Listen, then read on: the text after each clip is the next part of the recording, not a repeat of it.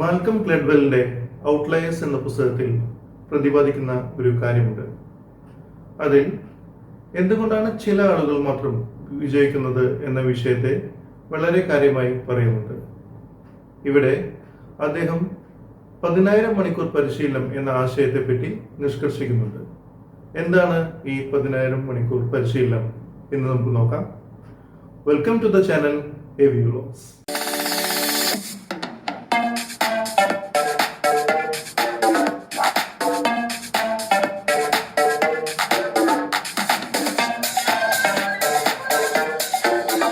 രണ്ട് പ്രതിഭാശാലികളായ ആളുകളെയാണ് ഇവിടെ പരാമർശിക്കുന്നത്. ഒന്ന് മൊസാർട്ട്. മൊസാർട്ട് ഒരു സംഗീതജ്ഞനായിരുന്നു. അദ്ദേഹത്തിന്റെ വളരെ ചെറുപ്രായത്തിൽ, അതായത് കൃത്യമായി പറഞ്ഞാൽ 7ാമത്തെ വയസ്സിൽ സംഗീതം പഠിക്കാൻ ആരംഭിച്ചു. വളരെ നാൾ അദ്ദേഹം സംഗീതജ്ഞനായിരുന്നു. എങ്കിലും തുടക്കത്തിലൊന്നും ഒരു ശ്രദ്ധയും ആകർഷിച്ചിരുന്നില്ല. തന്റെ 7ാമത്തെ വയസ്സിൽ തുടങ്ങിയ പ്രയാണം 21ാമത്തെ വയസ്സിലെത്തിയപ്പോഴാണ് ജനശ്രദ്ധ ലഭിച്ചു തുടങ്ങിയത്. ഇതിനോടകം അദ്ദേഹത്തിന്റെ സംഗീത യാത്ര തുടങ്ങിയിട്ട് 10,000 മണിക്കൂർ കഴിഞ്ഞിരുന്നു.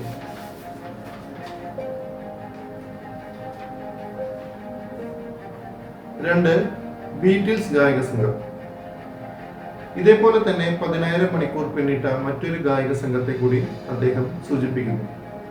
ഇതാണ് ബീറ്റിൽസ് ഗായക സംഘം. 1960 മുതൽ 1962 വരെ നിത്യവും 4 വ്യത്യസ്ത ക്യാമ്പുകളിൽ ഇവർ പാടിയിരുന്നു.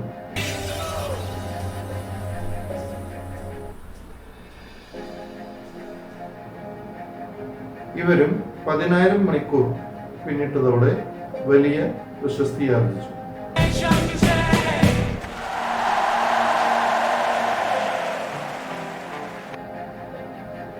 നമ്മൾ ഒരു കാര്യം പഠിച്ച് അതിൽ വിജയം കൈവരിക്കുന്നതിന് സമയമെടുക്കും.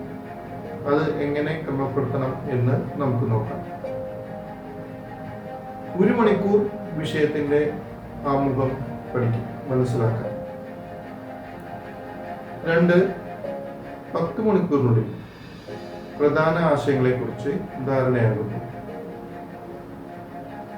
3, 100 മണിക്കൂർ കഴിയുമ്പോൾ ഒരു ശരാശരി നിലവാരമെത്തുന്നു. 4, 1000 മണിക്കൂർ കഴിയുമ്പോൾ വിദഗ്ധനാവുന്നു. 5, 10,000 മണിക്കൂർ കഴിയുമ്പോൾ വിഷയത്തിൽ അധിപനാവുന്നു. ഇത് കഴിയുമ്പോഴേക്കും നമ്മൾ ശ്രേഷ്ഠരായി കഴിഞ്ഞിട്ടുണ്ടാകും.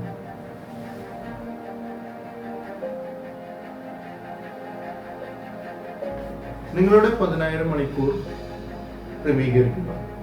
നമ്മൾക്ക് ഒരു വിഷയത്തിനോട് ഇഷ്ടമുണ്ടെങ്കിൽ, അത് മനസ്സിലാക്കാൻ ആഗ്രഹമുണ്ടെങ്കിൽ, അതിനുവേണ്ടി സമർപ്പിക്കാൻ സമയമുണ്ടെങ്കിൽ, അത് പഠിക്കാൻ തീവ്രമായി സമയം ചെലവഴിച്ചാൽ അതിൽ നമുക്ക് പ്രാവീണ്യം നേടാം.